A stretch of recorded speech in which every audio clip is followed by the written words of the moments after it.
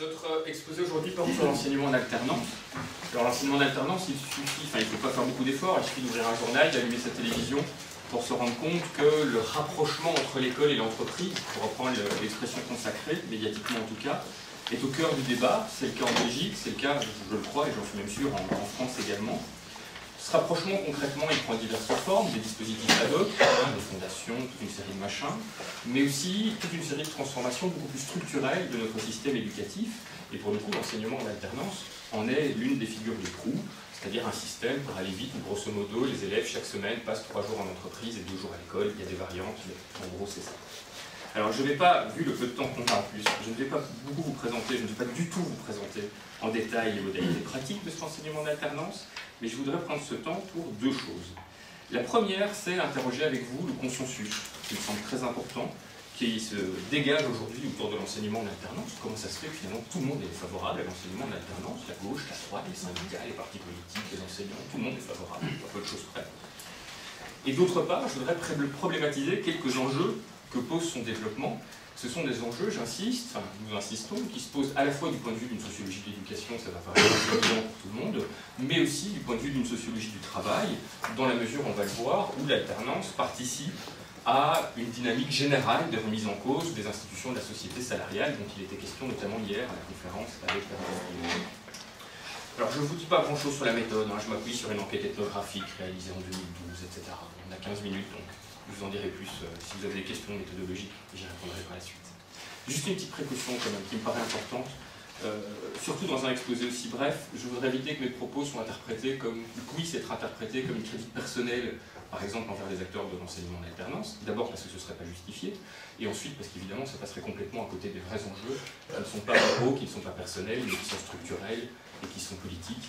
Donc voilà, c'est hyper important de bien comprendre que la question qu'on pose ici, c'est en quoi est-ce que l'enseignement en alternance engage une certaine conception de ce que c'est l'école et de ce que sont les rapports sociaux de travail, le versant éducatif et le versant travail. Alors je commence et je vais aller très vite sur ce premier point, autour du consensus qui se développe autour de l'alternance. Il y a toute une série de raisons qui peuvent expliquer ça. Ici je vais en pointer 3, il y en a davantage bien sûr, mais j'en pointe uniquement 3. La première, c'est la dépolitisation qu'on observe dans toute une série de discussions. C'est-à-dire que finalement, si tout le monde est d'accord politiquement sur l'alternance, c'est parce que les questions politiques, on ne les pose plus. C'est donc une sorte de consensus par défaut. En tout cas, c'est l'hypothèse qu'on fait. On le voit notamment dans toute une série de travaux qui réduisent le débat autour de l'alternance à une question technique, c'est-à-dire quelles sont les meilleures modalités, par exemple, d'alternance entre école et entreprise, et qui ne posent plus la question des finalités de l'enseignement, c'est-à-dire qui escamotent en quelque sorte la question politique. La seconde explication de ce consensus, c'est le fait qu'il y a une représentation médiatique, notamment, de l'alternance comme un moyen de soutenir notre économie nationale, de soutenir sa compétitivité face au chômage. L'alternance aiderait donc à lutter contre le chômage. On retrouve ici la vieille antienne, à la fois de l'inadéquation de la formation par rapport aux besoins, entre guillemets, des employeurs, et surtout de l'inefficacité de notre système scolaire, qui est alimenté par la forte réception médiatique des enquêtes PISA aujourd'hui. Alors ce sont 2 arguments qui sont très contestables, ne fût-ce que, je ne donnerai que cette raison, parce qu'ils laissent entendre qu'on pourrait identifier des niveaux de formation qui seraient suffisants ou insuffisants en soi, en eux-mêmes si vous voulez, pour accéder à l'emploi. Et ce type d'argument masque en quelque sorte les rapports de force entre employeurs et salariés, entre acheteurs et vendeurs de la force de travail, qui font qui déterminent en quelque sorte quel est socialement le niveau jugé adéquat, le niveau de qualification, le niveau de compétence jugé adéquat pour accéder au travail. Aujourd'hui, on sait bien que ce rapport de force n'est pas favorable aux salariés, ce qui conduit à la fois à déprécier symboliquement leur valeur, c'est l'idée que le bon personnel se fait rare, quelque chose que j'ai beaucoup entendu dans mes entretiens, et qui conduit évidemment aussi à déprécier leur qualification par toute une série de mécanismes justement de la prolifération des statuts, de sous-statuts, de stages, la stagiarisation de l'emploi, etc. Enfin, le troisième argument qui me semble plus large, qui pourrait paraître beaucoup plus abstrait, mais qui me paraît absolument fondamental, c'est tout l'imaginaire social favorable dont jouit l'alternance. Et il faudrait remonter aux années 80, notamment pour le comprendre, aux travaux de François Pusset, dont on aura le plaisir d'entendre dans quelques jours, vendredi je pense. Et un imaginaire via lequel l'entreprise, au sens de l'entreprise privée, au sens de l'entreprise privée capitaliste, est assimilée à la vraie vie, est assimilée au monde réel, tandis que l'école se voit ringardisée.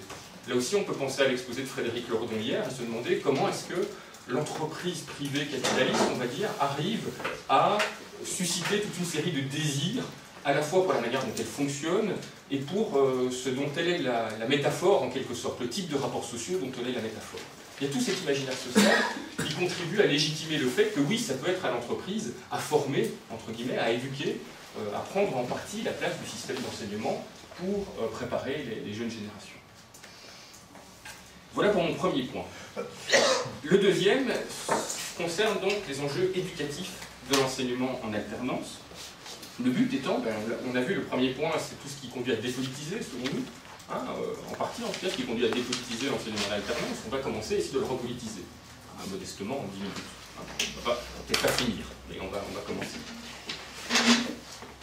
La première spécificité du CEFA, le CEFA c'est le Centre d'éducation et de formation en alternance, c'est le nom belge. La première spécificité, elle est assez simple, c'est que les élèves sont formés en entreprise, en tout cas pour une bonne partie de leur temps scolaire, entre guillemets. À partir du moment où ils sont formés en entreprise, eh bien, il devient fondamental de se demander ce qu'ils apprennent en entreprise, une question quand même assez basique, et d'autre part, ce qu'ils apprennent en entreprise et qu'ils ne pourraient pas apprendre à l'école. C'est-à-dire quelle est la plus-value, entre guillemets, de les mettre en entreprise plutôt que de les laisser à l'école. Concrètement, qu'est-ce qu'une apprentie coiffeuse qui se retrouve chez Dashkin, par exemple, apprend de plus qu'elle n'apprendrait pas dans le salon de coiffure de l'école, où on reçoit de vrais clients, on fait de vrais coups, de vrais brushings, de vraies couleurs, et ainsi de suite. Il est difficile de répondre à cette question, justement. Qu'est-ce qu'elle apprend de plus? Là, je ne vais pas pouvoir entrer dans toutes les nuances, mais même si on ne généralise pas les observations, on constate quand même que les stagiaires sont en général, surtout les plus jeunes d'entre elles, affectés à des tâches d'exécution, à des tâches sommaires et à des tâches relativement répétitives, dont la plus-value pédagogique n'est pas toujours évidente.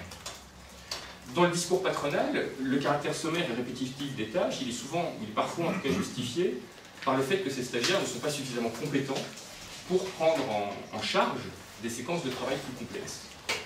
Là, il y aurait une critique un peu facile qui considère que les patrons sont de mauvaise foi, etc. Et je pense que cette critique-là passerait à côté de l'essentiel, car cet argument n'est pas faux. Très objectivement, oui, c'est vrai que dans toute une série de cas, les stagiaires ne sont pas forcément suffisamment compétents pour prendre en charge des séquences complexes, étant donné qu'elles ne sont pas formées. En tout cas, quand elles arrivent en première année, elles n'ont jamais fait de coiffure de leur vie, elles se retrouvent dans un salon de coiffure. C'est-à-dire que c'est de la formation initiale au sens le plus emblématique du terme. En revanche, ce qui est intéressant, c'est que par cet argument de l'incompétence réelle ou supposée, on peut toujours en discuter, c'est du cas par cas pour le coup, des stagiaires, eh bien, on contribue à légitimer la division verticale du travail et la faible valorisation économique des postes d'exécution. Pour le dire autrement, tout se passe comme si les jeunes stagiaires, les jeunes apprentis coiffeuses par exemple, ne faisaient des shampoings et ne balayaient le salon toute la journée que en raison de leur incompétence présumée, et pas aussi parce que la division verticale du travail générait structurellement, et nécessairement, j'ai envie de dire, en tout cas dans l'organisation de la production telle qu'elle est, des postes de travail qui sont subordonnés et qui sont faiblement rémunérés. Donc il y a tout un processus de légitimation implicite qui me paraît important.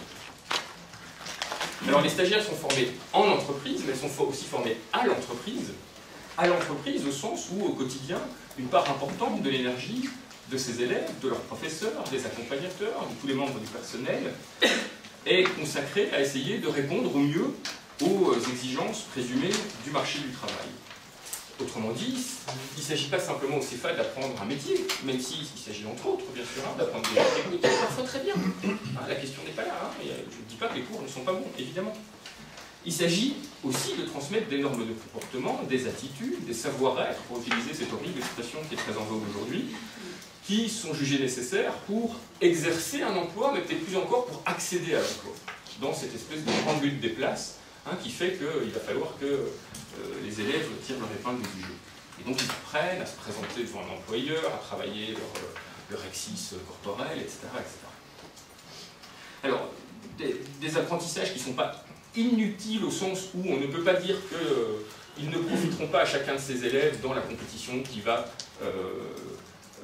les mettre face à l'ensemble des autres travailleurs de même niveau, on va dire, qui sont sur un même segment du marché du travail. Mais en tout cas, ce sont des apprentissages qui prennent énormément de temps dans la vie scolaire, énormément de temps notamment sur les activités plus générales, et qui interrogent sur la définition des missions de l'école, sur ce que sont les missions de l'école, et en particulier sur ce qu'elles sont dans le cadre de ce qu'on appelle encore l'enseignement obligatoire. Alors là, j'ai commencé quand même à réfléchir un petit peu à cette expression d'enseignement obligatoire, qui est quand même importante dans les luttes historiques de la gauche. Qu'est-ce que c'est l'obligation scolaire? Alors je me suis amusé, je ne sais pas si c'est le mot, mais en fait j'ai pris la peine de demander systématiquement à mes informateurs, et en particulier aux employeurs, s'ils étaient favorables à ce que les stages débutent très tôt, c'est-à-dire dès 15 ans. À partir de 15 ans, il n'y a plus qu'une obligation scolaire à temps partiel. Alors ce qui est intéressant, c'est qu'une partie d'entre eux répondent par la négative. Ils me disent non, non, c'est trop tôt, ces stagiaires ne sont pas assez matures, ils ne sont pas prêts à être sur le marché du travail. D'autres, au contraire, me disent oui, oui, ils sont très favorables parce que les stagiaires coûtent encore moins cher quand ils sont plus jeunes, et parce que, me disent-ils, ils sont davantage perméables à la culture de l'entreprise qu'ils auraient inculquée. Mais ça, pour moi, c'est une opposition qui reste finalement assez superficielle. Si on en reste là, il me semble qu'on ne voit pas l'essentiel qui est sous-jacent à ces deux arguments. Parce qu'en fait, ils partagent, me semble-t-il, en dépit de cette divergence superficielle, quelque chose de beaucoup plus fondamental, c'est-à-dire que tous me disent que ça doit être évalué au cas par cas, que ça dépend de la singularité de chacun. Il n'est plus question, quand j'entends mes informateurs, d'un âge politique d'entrée sur le marché du travail, d'un âge légal d'obligation scolaire. Il est question de la capacité de chacun, en fonction de sa maturité, de se fondre dans les rapports sociaux de travail. Et alors, si on pousse le raisonnement un petit peu loin, si la maturité devient notre repère principal, notre critère principal, bien dans ce cas-là, bien sûr, rien ne s'oppose à ce qu'un enfant de 12 ans, ou de 10 ans, ou de 8 ans, particulièrement mature pour son âge, eh bien, soit déjà en stage en entreprise, pendant que d'autres, ses camarades, qui seraient moins matures, eux, suivraient une scolarité plus traditionnelle. Si on pousse cet argument de la maturité, bien sûr, il n'y a plus aucune barrière légale. Si on évalue au cas par cas, on sort de la légalité. 3 minutes. D'accord. D'accord. Alors, mon dernier point, les rapports sociaux de travail. Je vais vite, l'alternance s'inscrit dans une stagiarisation de l'emploi, les salaires sont très faibles, enfin, le terme salaire, les rémunérations sont très faibles, les cotisations sociales n'existent pas, je passe. Tout le monde est d'accord pour reconnaître ça. Maintenant, ce qui m'intéresse, c'est pourquoi est-ce que ça paraît malgré tout légitime? Là aussi, il y a toute une série d'arguments, et je vais en pointer un seul pour rester dans les temps. Il y en a un qui me paraît fondamental pour justifier la faiblesse de la rémunération de ces jeunes élèves. Cet argument, c'est qu'ils ne sont pas considérés comme des producteurs de richesse à part entière. On ne les conçoit pas comme des producteurs de richesse, on les conçoit comme des élèves en formation. Et plus que ça même, le stage apparaît comme un investissement privé. C'est-à-dire que c'est du capital humain qu'ils sont en train de mettre en valeur à leur bénéfice. Non pas au bénéfice de leur employeur, pour qui ils créeraient par exemple de la valeur ajoutée, mais à leur bénéfice, vu que c'est eux qui vont profiter après sur le marché de l'emploi, dans la concurrence qui va les lier aux autres. Et donc d'une certaine manière, je pourrais vous lire certains extraits, l'expérience acquise fait déjà office de rémunération symbolique. Ils sont déjà payés par cette expérience. Est-ce que les stagiaires sont des travailleurs productifs? On le voit aussi dans l'ambiguïté sémantique. On ne parle pas d'élèves au CFA, ou très peu. On ne parle pas de travailleurs non plus. On parle de jeunes. Ce sont des jeunes. Alors le jeune, ça ne veut rien dire, bien entendu. Personne ne sait ce que c'est un jeune, ni vous ni moi. Quand ça commence, quand ça s'arrête, est-ce que nous on est encore jeunes, est-ce qu'on est vieux? Vous avez une petite idée. Parce qu'un élève, un travailleur, là on voit déjà un petit peu davantage ce que c'est. Et l'ambiguïté sémantique est la même dès qu'il est question de leur rémunération, vu que là aussi il n'est pas question d'un salaire, mais il est question d'une indemnité ou d'une allocation d'apprentissage. Et dans ce cadre-là, on ne s'étonnera pas, évidemment, que cette rémunération, elle soit appréhendée sous l'angle du pouvoir d'achat, et pas du salaire, précisément. De nouveau, je fais référence à Bernard Friot. Qu'elle soit considérée comme une récompense, comme de l'argent de poche, en quelque sorte, selon la manière dont cet argent va être consommé, et non depuis la manière dont il a été produit.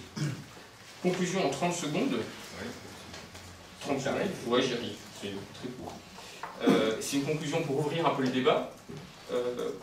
Moi, il y a quelque chose qui m'a chiffonné après cette enquête, c'est le soutien indéfectible pour l'enseignement d'alternance d'accompagnateurs, d'enseignants qui étaient volontiers critiques dès que je les y poussais un petit peu, en fait. Qui sont des gens progressistes, avec une sensibilité progressiste, mais qui ont un soutien indéfectible envers l'alternance.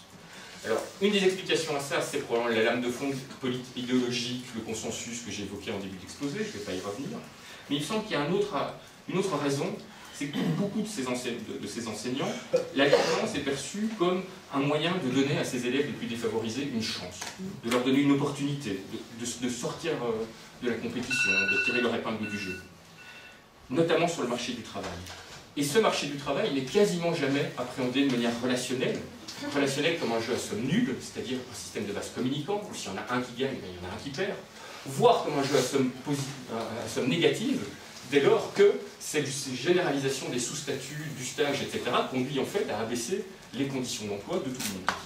Et à cet égard, il me semble qu'il est plus urgent que jamais de mettre à mal, de les mettre en lumière et donc de mettre à mal les illusions d'une lecture en termes d'égalité des chances et de remettre l'égalité au sens fort au terme du débat politique. J'ai fini, c'est la